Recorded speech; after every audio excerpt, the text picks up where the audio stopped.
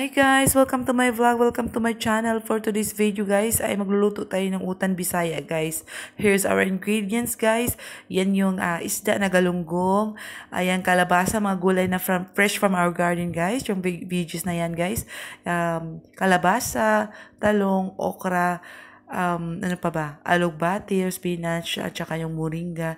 And of course, ang ating mga fresh from our garden. Yung luya, kamatis, sibuyas na dahon guys. Yan ang ating mga spices. Ayan, laga mo lang guys. Pakulo mo lang yung tubig. Unahin mo yung mga spices paglagay. And then, yung pinakamatigas na gulay ang unahin mong ilagay. Nakuluan na yung tubig. Ayan. Unahin mo yung kalabasa. Sunod mo yung talong. At saka pakuluan mo lang guys. Ayan, hanggang panglas mo na yung pinakamalambot like spinach and sila maluto yung moringa spice. Spinach yan. O yung alugbate. At saka meron pala tayong taro din guys. Yung, ayan, lahat dahon-dahon yan guys. Pasensya na guys. Ang nagluto. Ayun, sobrang sexy na nagluto ha. Kalimutan ko na kasi mag-bra. Charot. Sa bahay guys. Ayan. Kalimutan ko lang mag-bra guys. Sorry. Ayan. Censored yan ha. Rated rated PG. Ano ba yung dila natin? Sobrang Bisaya na talaga. Ayan. Ayan. Pasensya na sa voice over guys. Putol-putol talaga pag nagvo-voice over kasi sira-sira naman yung phone na gamit ko. Hindi pa ako nakabili ng bagong phone guys. Pasensya na.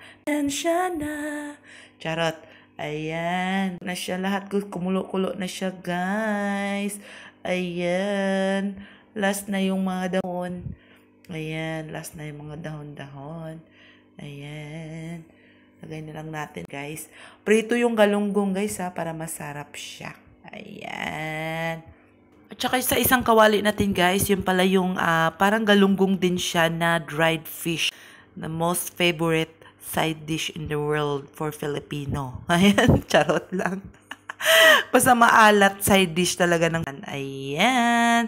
Ayan na guys. Na siyang maluto. Ating record na to. Voice recording na to guys. Kasi may mga noise kasi guys. Kaya i-voice record na lang natin. O diba? Ayan.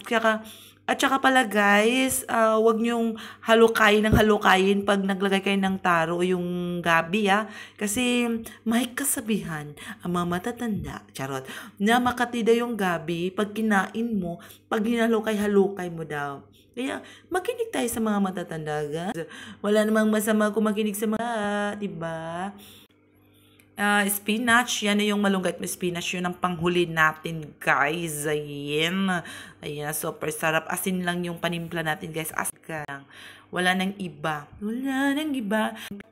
main ingredient of, ayan, cook with love, charot. Ayan na, ready na ng ating pagkainan. And I invited some friends also guys to eat with us kasi super dami naman, heaps of food naman in our table. Ayan yung rice highlight of the day. Ayan, sarap. Mas masarap pa yan sa akin, guys. Ayan. Ayan na ha. Kain na tayo, guys. Thank you.